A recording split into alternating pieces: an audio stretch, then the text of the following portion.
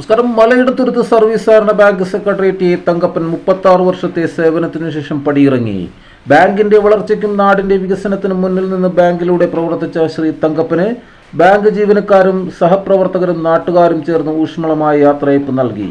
Pukkattupadi, ആശാൻപടി, bamboos ഓഡിറ്റോറിയത്തിൽ നടന്ന പരിപാടിയിൽ നിരവധി നേതാക്കൾ നാട്ടുകാരും സംബന്ധിച്ചു.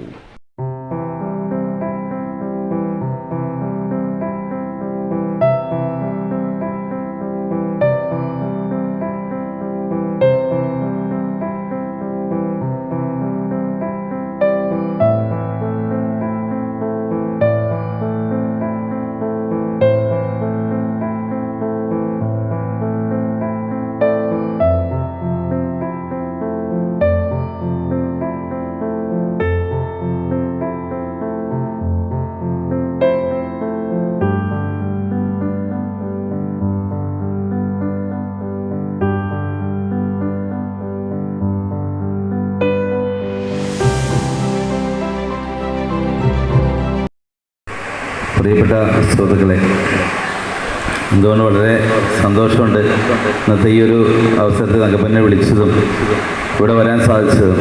ഒത്തിരി സന്തോഷം. നമുക്കറിയാം, ഞാൻ എൻ്റെ ക്ലാസ്മേറ്റാണ് തങ്കപ്പൻ, ഞങ്ങൾ ഒരുമിച്ച് പഠിച്ചതാണ്.